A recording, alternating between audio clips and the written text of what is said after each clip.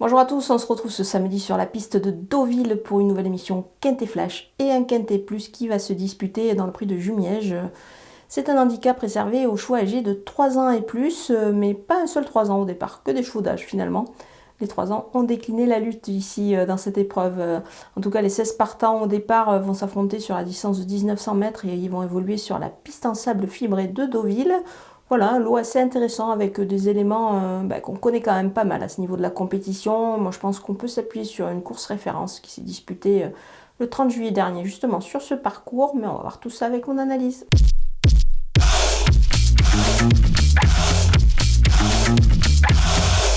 On attaque avec mes bases et le numéro 7, Dragonnette. Ce cheval a conclu à l'arrivée de la course référence du 30 juillet dernier. C'était sur ce parcours. Cette course est vraiment riche d'enseignements. Le cheval terminer une bonne deuxième place. Moi, je pense qu'ici, il devrait confirmer cette tentative-là. Il a sûrement été gardé pour cette course, justement. Donc, c'est un candidat, évidemment, à la victoire. Le numéro 5, Alerio, jugé justement sur sa 3e place dans cette catégorie. Il mérite, évidemment, un large crédit. Pour moi, il s'annonce redoutable. Le numéro 6, Great Rotation, il a prouvé qu'il était compétitif à cette valeur-là. C'est un cheval qui se montre toujours très tenace, qui a fait preuve de compétitivité à ce niveau de la compétition, donc avec un bon parcours, et il a évidemment sa place à l'arrivée. Les opposants avec le numéro 3, Kochenko, il doit un petit peu rassurer, mais on le sait capable de bien faire dans cette catégorie-là. Surtout, il est monté par un jockey en grande forme en ce moment à Deauville, c'est Michael Barzalona, difficile de faire sans lui en ce moment.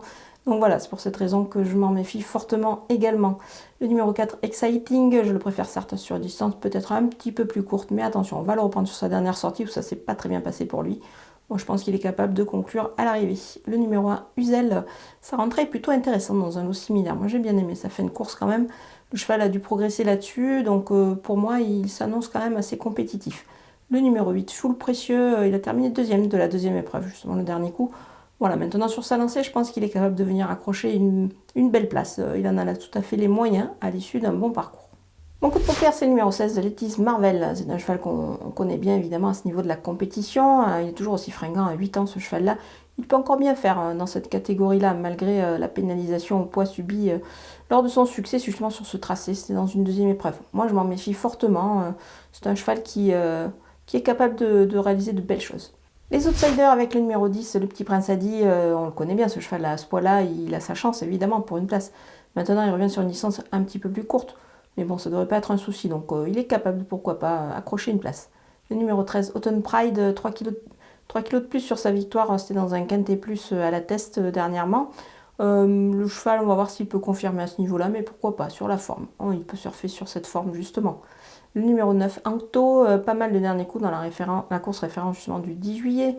Cette fois, le numéro de corde est un peu mieux avec le 10. Donc c'est un petit peu mieux que ce qu'il avait la dernière fois. Voilà, on peut s'en méfier dans une combinaison élargie. Le numéro 14, Namasté, avec le 16 à la corde, il a réussi à se classer 4e dans le fameux quintet référence du 30 juillet dernier. On peut s'attendre à une confirmation, pourquoi pas ici. Il a tiré le 14 cette fois, donc ça peut être pas mal, mais voilà, plutôt pour une place. Le numéro 15, Ami Soledad, lauréat pour son nouvel entourage sur ce parcours, justement dans une épreuve un petit peu moins relevée. On va quand même s'en méfier, on va pas l'écarter, même si là, le lot est quand même un petit peu supérieur. On termine avec les délaissés. Le numéro 2, Jackson, il va évoluer sur plus court pour cette rentrée. Moi, j'y crois pas trop dans cette catégorie-là. Le numéro 11, El Magnifico, on le connaît bien évidemment ce cheval-là, mais en 35 de valeur. Moi, je pense que pour lui, maintenant, c'est un petit peu plus compliqué. Donc, il faut faire des choix. J'ai décidé de l'écarter ici. Le numéro 12, Marvanco, il perd du poids, mais insuffisant pour qu'il se réhabilite. Moi, j'en suis vraiment pas sûre. C'est aussi pour cette raison que j'en fais l'impasse. Voilà, on a passé en revue tous les partants de ce Quintet Plus Deauville. Je vous laisse avec ma sélection et mes conseils de jeu.